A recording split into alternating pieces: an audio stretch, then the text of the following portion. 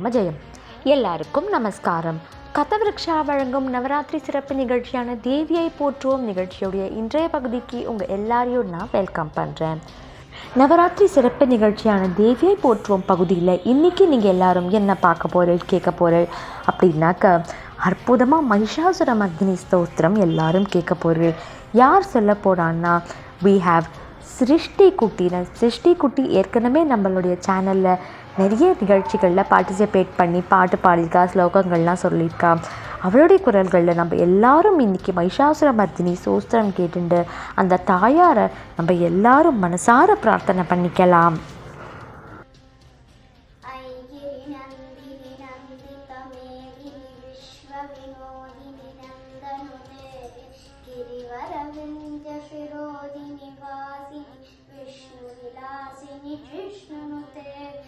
भगवती हेशिति कंठकुटुम्बिनि भूरि कुटुम्बिनि भूरि कृते जय जय हे महिषासुरमर्दिनि रम्यकपर्दिनि शैलसुते सुरवरवर्षिणि दुर्धरदर्शिनि दुर्मुखमर्षिणि हर्षरते त्रिभुवनपोषिणि शङ्करतोषिणि किल्बिषमोषिणि घोषरते तनुजनिरोषिणि तिथिसुतरोषिणि दुर्मदशोषिणि सिन्धुसुते जय जय हे महिषासुरमर्दिनि रम्यकपर्दिनि शैलसुते ऐ जगदम्ब मदम्ब कदम्ब वनप्रियवासिनि हासरते शिखरे शिरोमणि तुङ्ग हिमालय शृङ्गनिज्वालय मध्यगते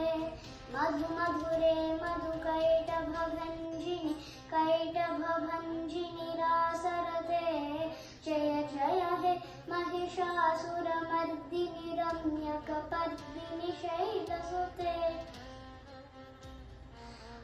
ऐशतखण्डविखण्डितरुण्डवितुण्डितशुण्डगजाधिपते रिपुगजगण्डविदारणचण्ड पराक्रमशुण्डमृगाधिपते निजभुजदण्डनिपातितखण्डविपातितमुण्ड पठाधिपते जय जय हे महिषासुरमर्दिनि रम्यकपर्दिनि शैलसुते ऐरणदुर्मदशत्रुवदोदित दुर्धर निर्जर शक्तिभृते चतुरविचारधुरीण महाशिव दूतकृत प्रमथाधिपते दुरितदुरीह दुराशय दुर्मति दानवदूत कृतान्तमते जय जय हे महिषासुरमर्दिनि रम्यकपर्दिनि शैलसुते ऐ शरणागत वैरिवधूवर वीरवराभय दायकरे त्रिभुवनमस्तकशूल विरोधि शिरोधि कृतामलशूलकरे धुनि धुमितामर दुन्दुभिनादमहो मुखरे कृतदिग्मकरे जय जय हे महिषासुरमर्दिनि रम्यकपर्दिनि शैलसुते ऐ निजहुङ्कृतिमात्र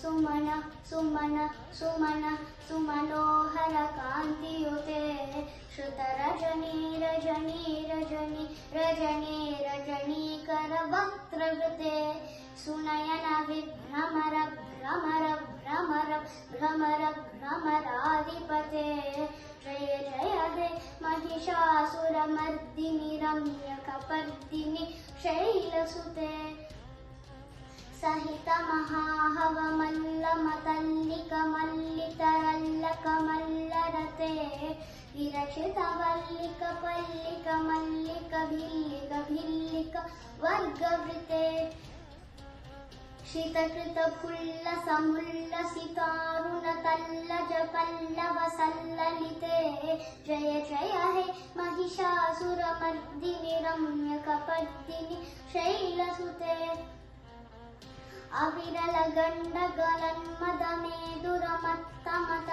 गण्डगलन्मदमेदुरमत्तमतङ्गजराजपते त्रिभुवन त्रिभुवन भूषण भूतकलानिधिरूपपयोनिधिराजसुते अयि सुदती जनलाल समान समोहन मन्मथ राजसुते जय जय हे महिषासुरमर्दिनि रम्यकपर्दिनि शैलसुते कमलदलामल कोमल कान्ति कला कलितामल भाललते सकल विलास कलानिलय क्रम केलि चलत् कलहंसकुले अलिकुल संकुल कुपलय मण्डल मौलि मिलत् बकुलालिकुले जय जय हे महिषासुरमर्दिनि रम्यकपर्दिनि शैलसुते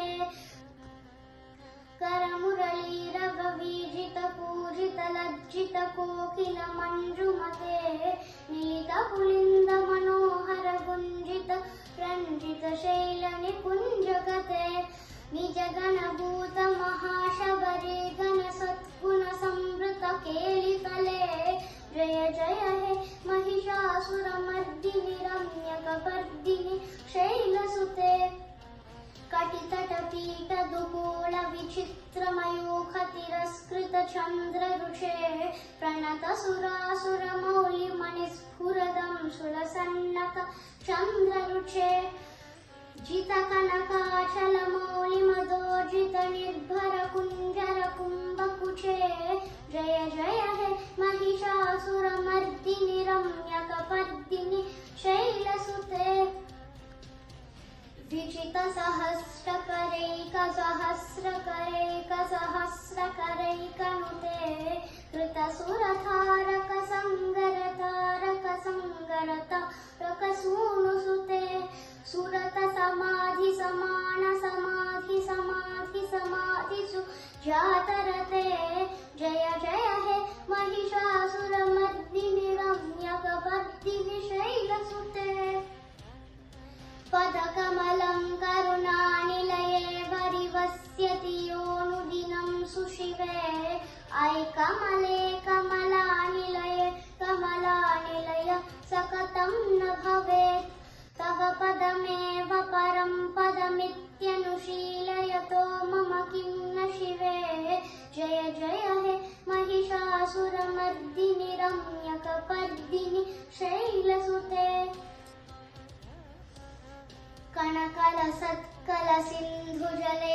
कणकलसत्कलसिन्धुजलैरनुषिञ्जिनुते गुणरङ्गभुवं भजति सखिं न सखीकुचकुम्भतटी परिरम्भसुखानुभवं तव चरणं शरणं करवाणि नतामरवाणि निवासि शिवं जय जय हे महिषासुरमर्दिनि रम्यकपर्दिनि शैलसुते तव विमलेन्दुकुलं वदनेन्दुमलं सकलं ननुकूलयते किमु पुरुहूतपुरेन्दुमुखी सुमुखी विरसो विमुखी क्रियते मम तु मतं शिवनामदने भवति कृपया किमुत क्रियते जय जय हे महिषासुरमर्दिनि रम्यकपर्दिनि शैलसुते अयि मयि दीन दयालुतया कृपयैव त्वया भविता आय जगतो जननी कृपया सियतासि तथानुमि तासिरते यदुचितमत्र भवत्युररे कुरुता दुरुता पमपा कुरुते जय जय हे महिषासुरमर्दिनि रम्यकपर्दिनि शैलसुते जय जय हे महिषासुरमर्दिनि रम्यकपर्दिनि शैलसुते जय जय हे महिषासुरमर्दिनि रम्यकपर्दिनि शैलसुते रम्यकपर्दिनि शैलसुते रम्यकपर्दिनि शैलसुते. It was a very beautiful rendering of Sri Mahishasuramardini Stotram by Srishti. ஒவ்வொரு அக்ஷரமும் ஒவ்வொரு வார்த்தையும் அவ்வளவு ஸ்பஷ்டமாக இருந்தது. அந்த தாயாரை கண்ணெதிர்க்க கொண்டு வந்துட்டா குழந்தை. அவ்வளவு அழகாக சொன்னா மகிஷாசுரமர்தினி ஸ்தோத்திரம்.